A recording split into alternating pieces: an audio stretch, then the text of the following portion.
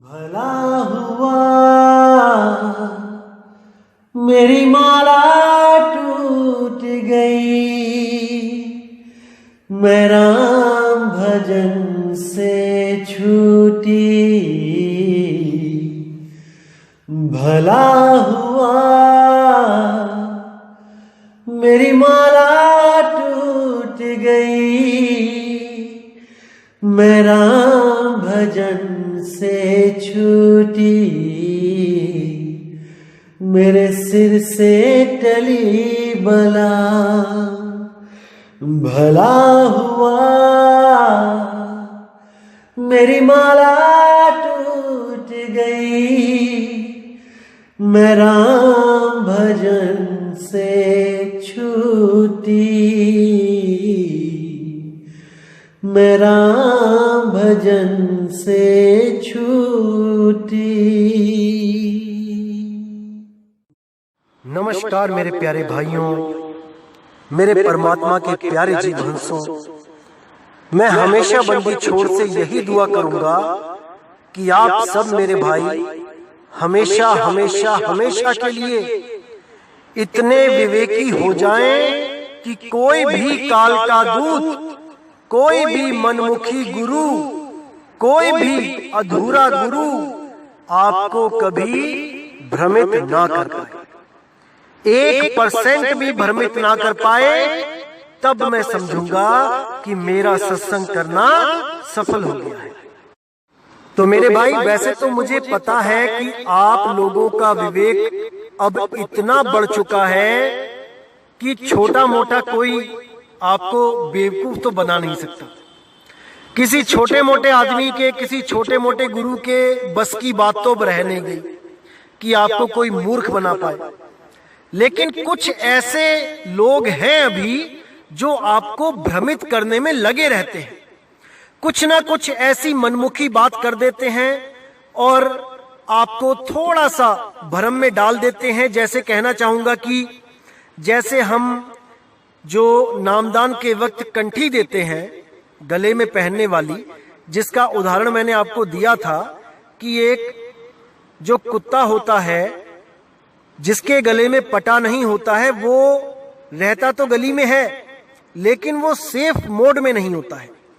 उसको कभी भी म्युनिसिपैलिटी वाले आके उठा के ले जाते हैं और कोई भी उसकी शिकायत दर्ज नहीं कर सकता।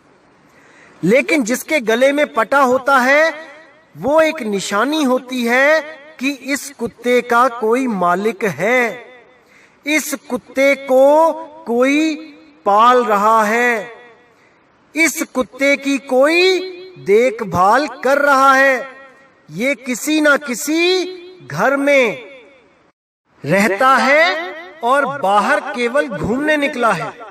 इसको आवारा ना समझा जाए। तो ये जो मैंने उदाहरण दिया था, इस उदाहरण को मजाक बना के, गलत ठहरा के लोगों को भ्रमित करने वाले कुछ एक्स्ट्रा चालाक जो काल के दूत हैं, उनके लिए आज मैं कुछ भेजना चाहता हूं और आप लोग भी इसको अच्छी तरह ग्रहण कर लो, ताकि कल को कोई आपको 1% भी भ्रमित ना कर पाए कंठी का नाम लेके कि आपने ये गले में क्या पहन लिया। कबीर साहब तो इसके खिलाफ थे। मेरे भाई, मैंने आपको पहले भी समझाया है कि ये केवल यूनिफॉर्म है। स्कूल में जब आप कहीं पढ़ते हो, अपने बच्चों को भेजते हो, तो वहां पे एक यूनिफॉर्म होती है। अगर आप कहो कि मैंने यूनिफॉर्म नहीं पहनानी अपने बच्चों को, लेकिन मैंने पढ़ाई आप ही के स्कूल में करवानी है, तो मेरे भाई आप उस स्कूल के नियम तोड़ रहे हो, और जो नियम तोड़ते हैं उन पे फाइन लगता है। तो इसी तरह ये कंठी, ये माला, ये हमारी चलाई नहीं है कि कोई कहे कि हमने चला दी है, ये मनमुखी कंठी पहना दी है। मेरे भाई, एक एक चीज कबीर साहब के कहे अनुसार होती है हमारे पंथ में, एक एक चीज। तो उन लोगों से भी मैं कहना चाहूंगा जो आपको भ्रमित करते हैं कि आंखें खोल के कान खोल के आज का सत्संग सुन ले, शायद अगली बार आपको ऐसा बताने वाला कोई ना मिले जिंदगी में, क्योंकि आप लोगों ने तो कभी गुरु करना ही नहीं है। सारी उम्र आपने निगुरे ही रहना है। केवल ग्रंथों को पढ़ के जो ज्ञान अर्जित हो गया है उसको केवल किताबी ज्ञान कहा जाता है मेरे भाई, गुरु ज्ञान नहीं कहा जाता। कबीर साहब ने ऐसे ही नहीं बोल दिया कि बिन गुरु पढ़े जो वेद पुराना, सार न जाने रहे अज्ञाना। गुरु तो तुमने कभी किया नहीं और कबीर सागर पढ़ के बन गए तुम ज्ञानी। सोहंग अक्षर लिखा है तो सोहंग को जपने लग गए। अरे मूर्खता की हद होती है भाई। आज का सत्संग सुन लो, शायद तुम्हारे कपाट खुल जाएं, परमात्मा की दया तुम पे हो जाए। अगली बार से कबीर साहब की मूल निशानी इस कंठी का मजाक उड़ाने से पहले 100 बार सोचो, तब समझ में आएगा आपको कि गुरु बनाना क्या होता है। साहिब बंदगी। तो क्या कहती है वाणी? सदगुरु वचन। कबीर साहब कहते हैं, धर्मदास सुन शब्द संदेशा, जीवन कहो मुक्ति उपदेशा। बैरागी बैराग दृढ़ है, गेही भाव भक्ति समझे हो। तो साहिब कहते हैं कि धर्मदास मेरा ये शब्द संदेशा सुनो और जीवों को मुक्ति का उपदेश करो। तुम नाम दो जीवों को। जो भी बैरागी यानी साधु होना चाहे तुम उसको दृढ़ करो, उसको मर्यादा बताओ साधु की क्या होती है। और गेही भाव भक्ति समझे हो, यानी ग्रस्त को भी, ग्रेही उसको भी भाव भक्ति को समझाओ कि क्या होती है भाव भक्ति, कैसे परमात्मा के प्रति प्रेम किया जाता है, कैसे साधु संतों की सेवा की जाती है। इसीलिए साहिब ने बोला, धारा तो दोनों भली, क्या गिरही बैराग, गिरही दासा तन करे, बैरागी अनुराग। कि दोनों ही धाराएं भली हैं भाई, चाहे ग्रस्त हो जाओ चाहे बैरागी हो जाओ। अगर बैरागी होते हो तो, साधु होते हो तो मर्यादा में रह के भक्ति करो और जीवों को चेताओ। और जो ग्रस्त है वो अपना ग्रस्त में भक्ति करे और साधु संतों की सेवा करे, प्रचार में अपना योगदान दे, संगत की सेवा में अपना योगदान दे, साधुओं की संतों की सेवा में अपना योगदान दे। धीरे धीरे धीरे पूंजी बढ़ती जाएगी और एक दिन वो मुक्त हो जाएगा। तो आगे कहते हैं, बैरागी यस चाल बताऊं, तजे अखज तब हंस कहाऊं। प्रेम भक्ति आने उर्माही, द्रोह घात दिग चितवे नाही। यानी बैरागी की अब मैं चाल बताता हूँ, बैरागी कैसा होना चाहिए। तजे अखज तब हंस कहाऊं, सारी बुराइयों को त्यागे तब वो हंस कहाएगा। प्रेम भक्ति आने और माही, प्रेम और भक्ति उसके रग रग में बसी होनी चाहिए। द्रोह घात दिग चितवे नाही, किसी के साथ द्रोह, किसी के साथ घात उसके चित्त को भाए ही ना। बिल्कुल सिंपल जीवन जिए।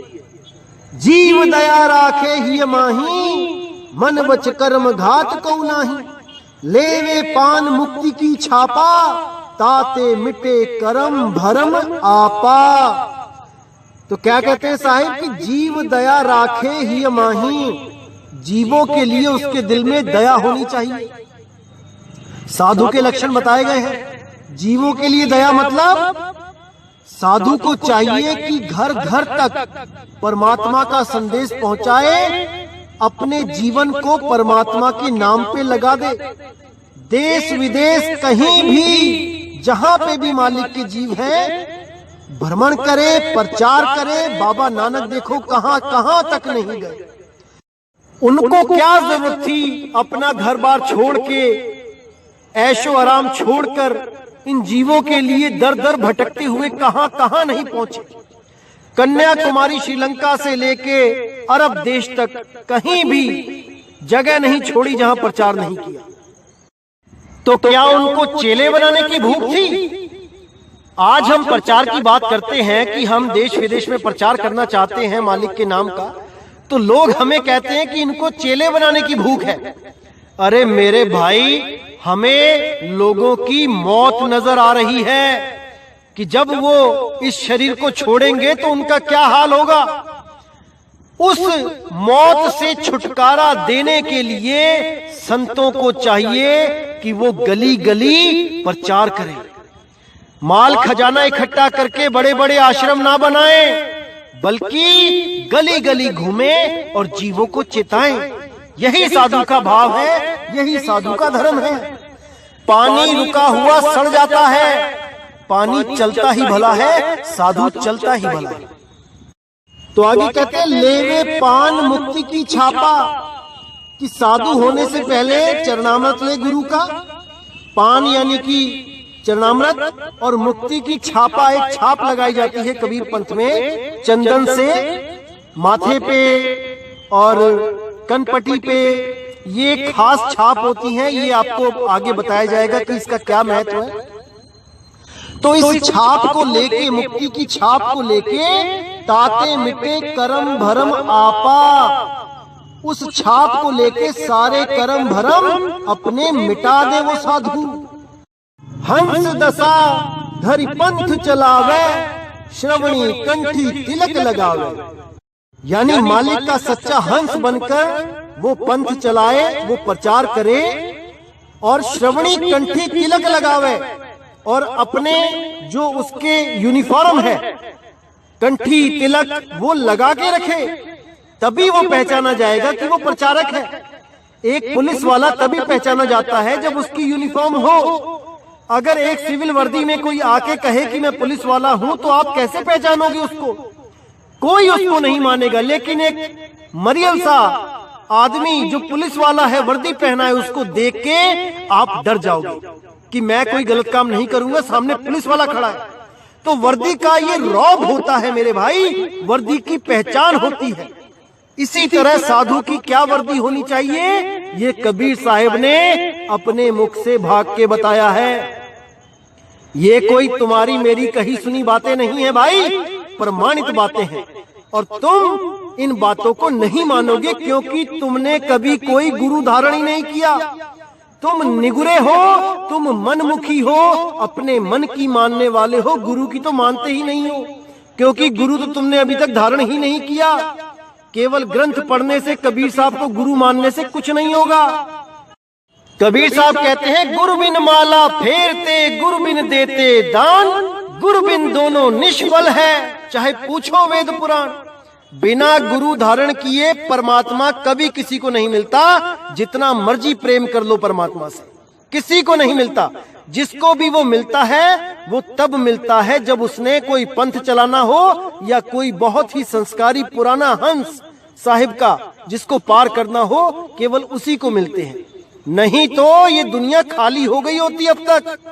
क्या परमात्मा को हम प्यारे नहीं हैं? सब प्यारे हैं, लेकिन परमात्मा बिना मर्यादा वालों को यहीं 84 में ही भटकने देता है। केवल मर्यादा रखने वालों को ही पार किया जाता है। इसको अच्छी तरह दिमाग में बैठा लो।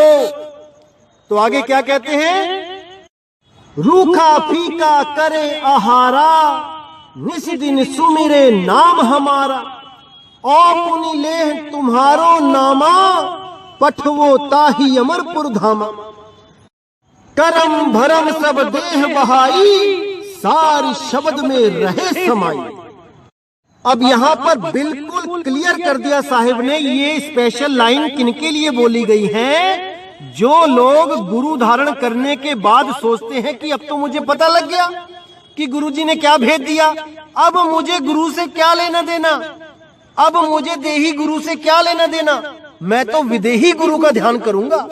विदेही गुरु पार करेगा, देही गुरु से तो मुझे जो मिलना था मिल गया। अब ना तो मैं कभी आश्रम जाता और ना ही मैं गुरु को कभी मुंह दिखाता। अब तो मैं और मेरा परमात्मा है, गुरु को मैंने बायकॉट कर दिया। अब ये उन लोगों के लिए बोला जा रहा है जो लोग साधु होकर या ग्रस्त होकर गुरु को त्याग देते हैं और परमात्मा से आस लगा के बैठते हैं कि वो हमें पार कर देगा। तो देखिए उनके लिए क्या बोला गया है, रूखा फीका करे आहारा, निस दिन सुमिरे नाम हमारा। कि रूखा सूखा कुछ भी मिल जाए उसका आहार करे और केवल हमारा नाम सिमरण करे, निस दिन रोज हमारा नाम सिमरण करे। अब आगे क्या बोलते हैं कि ओ पुनि ले तुम्हारो नामा, पठवो ताही अमर पर धामा। मेरा नाम लेने के बाद भी तुम्हारा नाम ना बिसरे, तुम्हारा नाम भी बार बार लेता रहे। ओ पुनि ले तुम्हारो नामा, यानी कि तुम में और मुझ में कोई फर्क ना जाने, यानी परमात्मा को प्राप्त कराने वाले गुरु से कभी विमुख ना हो, उसको केवल देही गुरु समझ के साइड में ना कर दे, दोनों को सिर पे रखे। क्योंकि सेवा को दो ही भले, एक संत एक राम, राम है दाता मुक्ति के, संत जपावे नाम। बिना संत के किसी को भी वो नाम सिमरण मिल ही नहीं सकता जिसके द्वारा जीव की मुक्ति होती है। इसलिए दोनों को अपने सिर पे रखे। तो कहते हैं जो तुम्हारा नाम भी लेगा उसको ही मैं पार करूंगा, और जो तुम्हारा नाम नहीं लेगा यानी देह गुरु से अलग हो जाएगा, ये सोच के कि परमात्मा तो पार कर ही देंगे, उसके लिए कोई मुक्ति नहीं है। तो साफ कह दिया, ओ पुनि लेह तुम्हारो नामा, पठवो ताही अमरपुर धामा। केवल उसी को पठाया जाएगा अमरपुर जो तुम्हारा नाम भी मेरे साथ लेगा, यानी जो देह गुरु को भी परमात्मा स्वरूप मान के उसको सदा सदा अंग संग रखेगा। करम भरम सब देह वहाई, सार शब्द में रहे समाई। उस भगत के, उस साधु के सारे कर्म भरम सब देह बहाई, खत्म हो जाएगी, बह जाएगी। वो अपने निज स्वरूप को प्राप्त करेगा, सार शब्द में रहे समाई। उस परम पिता परमात्मा सार शब्द रूपी शब्द गुरु में सदा के लिए उसकी सुरती समा जाएगी, ये काल उसका कुछ नहीं बिगाड़ पाएगा। इसीलिए साहिब ने बोला, ये धरती हांडी भई, ढकना भयो आकाश, तीन लोक ईंधन भया, जीव को कहा निकास। सतगुरु हांडी फोड़ के ढकना दियो उघार, सुरत चली सतलोक को, काल रहा झकमार। वो काल झक मारता रह जाएगा जब ये सुरत हमेशा के लिए उस शब्द गुरु में लीन हो जाएगी, ना कि सोहंग मंत्र में लीन होगी। इन लोगों को सोहंग का ABC नहीं पता। ये सब सोहंग को श्वास मान के बैठे हैं, जबकि सोहंग क्या है? उस आत्म स्वरूप को सोहंग बोला जाता है, जो तू सोहम। तो ये साहिब ने साधु के लक्षण बताए। अब ग्रस्त के लक्षण क्या बोले हैं साहिब ने, ये भी देख लीजिए आप, ताकि 1% भी भ्रम ना रहे। कहते हैं, गे ही भक्ति सुनहु धर्मदासा, जे ही लगे ही परे ना फांसा। काग दशा सब दे बहाई, जीव दया दिल रखे समाई। यानी ग्रस्त की भक्ति सुनो धर्मदास, मैं बताता हूं वो कैसा होना चाहिए। जे ही लगे ही परे ना फांसा, अगर वो ऐसा होगा जैसा मैं बताता हूं तो काल की फांस में नहीं फंसेगा। काग दशा सब दे बहाई, ये जो कौवे की वृत्ति होती है इसको बहा देगा। जीव दया दिल रखे समाई, जीवों पे दया करेगा, हंस गति को प्राप्त होगा। और क्या लक्षण होंगे वो आगे सुनिए। मीन मां समझ निकट न आई, अंकुर भक्ष सदा कहाई। लेवे पान मुक्ति सहदानी, जाते काल न रोके आनी। यानी कभी मछली, मांस, अंडा, शराब इसके निकट नहीं जाएगा। अंकुर भक्ष यानी जो चीजें अंकुरित होती हैं, जो बीज वाली होती हैं, जैसे पेड़ पौधों पे जो फल निकलते हैं, सब्जियां निकलती हैं, केवल सदा उन्हीं का आहार करेगा। अंकुर भक्ष सदा कहाई, लेवे पान मुक्ति सहदानी। वो चरणामृत लेगा गुरु से और मुक्ति की जो निशानी है वो लेगा। जाते काल न रोके आनी, उसका काल कुछ नहीं बिगाड़ पाएगा अगर वो पूरी यूनिफॉर्म अच्छे से पहनकर पूरी अच्छी सी पढ़ाई करे। कंठी तिलक साधु को बाना, गुरमुख शब्द प्रीति उराना। अब यहाँ बिल्कुल क्लियर कर दिया कि साधु का बाना और भक्तों का बाना असल में एक सा ही होता है, केवल भाव अलग होते हैं। वो बैरागी होते हैं और ये गिरही होते हैं। तो कहते हैं कंठी तिलक साधु को बाना। कंठी और तिलक बहुत जरूरी होनी चाहिए, यही बाना है साधु का। और जो साधु शिष्य बनाता है वो उसको अपना स्वरूप दे, तभी बात बनेगी। कंठी तिलक साधु को बाना, गुरुमुख शब्द प्रीति उयाना। और गुरुमुख शब्द यानी कि जो शब्द गुरु है उसके बारे में अच्छी तरह समझाए, उससे प्रीति करवाए, प्रेम करवाए, तभी उस जीव का कल्याण होगा। अगर कोई मंत्र पकड़ा दिया या श्वासों का जाप करवा दिया या कान बंद करके अनहद सुनवा दी तो वो गुरु किसी काम का नहीं, वो तिलक कंठी किसी काम की नहीं। तो इसीलिए बोला कि अगर भेष है और सार शब्द का भेद है तब तो बात बन जाएगी। अगर भेद नहीं है और केवल भेष बना के बैठा है तब भाई गुरु भी नरक में और चेला भी नरक में, दोनों को नरक का वास होगा, कोई भी मुक्त नहीं हो पाएगा। तो जितने भी गुरु यहाँ बैठे हैं ये सब कंठी तिलक लगा के तो बैठे हैं, लेकिन सार शब्द का भेद नहीं है इनके पास। इसीलिए साहिब ने बोला, भेष धरे पर भेद न जाना, सो गुरु काल दूत सममाना। यानी भेष धारण करके बैठ तो गए गुरु बन के, लेकिन वो भेद नहीं जानते। उन गुरुओं को काल के दूतों के समान ही मानो, चाहे वो किसी भी पंथ में बैठे हो। भले वो मदन पंथ में बैठे हैं और उनको भेद नहीं पता तो वो भी काल के ही दूत हैं। उनको भी 84 में ही धक्के खाने पड़ेंगे, कोई नहीं बचा सकता उनको, क्योंकि सार शब्द गही बाची हो मानो एतवारा। अक्षर पुरुष एक पेड़ है निरंजन वाकी डारा, तिरदेवा शाखा भये पात रूप संसारा। तो इसको मेरे भाई समझ जाओ, अभी समय है, बात जरा सी वरना 84। कोई नहीं बचा पाएगा मेरे भाई, कोई नहीं बचा पाएगा।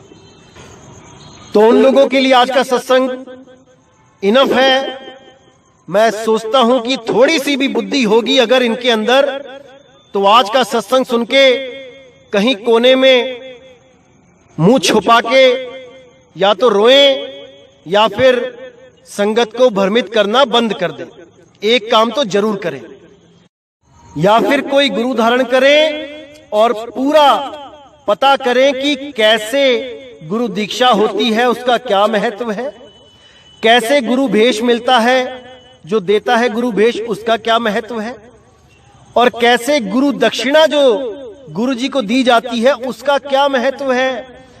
इन सबको जाने तब किसी को समझाने की कोशिश करे, अन्यथा YouTube चैनल बना के अपना मनमुखी ज्ञान देना, अपनी मनमानी बातें बताना, ये कोई अच्छे लक्षण नहीं है कि जो मन में आया बस बक दिया, कोई प्रमाण नहीं, कोई लेना नहीं, कोई देना नहीं।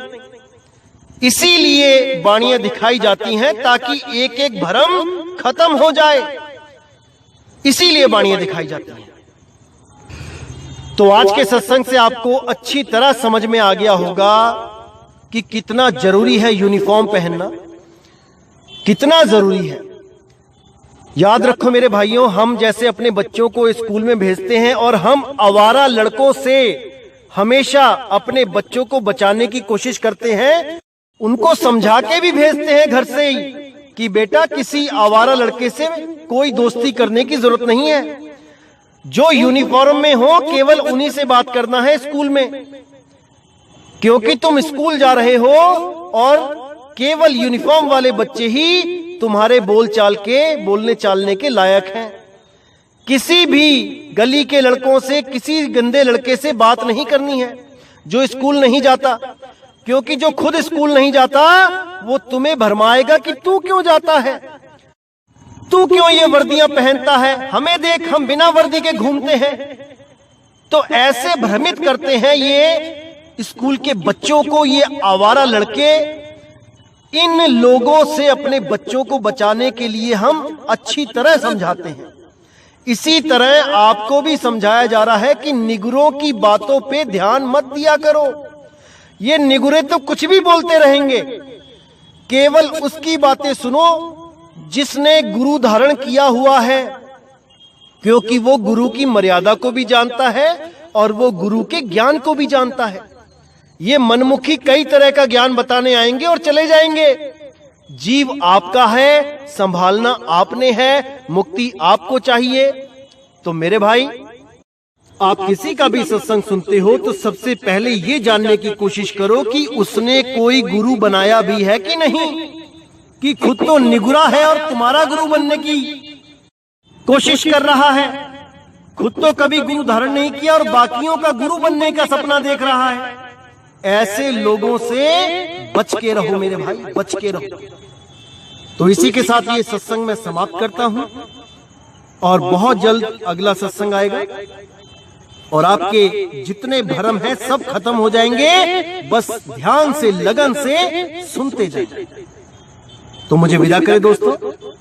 जय गुरु बंदी छोड़ वैराग साहिब, जय गुरु बंदी छोड़ साधु शरण साहिब, जय गुरु बंदी छोड़ बाबा नानक जी, बाबा रविदास जी, बाबा गरीबदास जी, बाबा धर्मदास जी, बाबा मदन साहिब।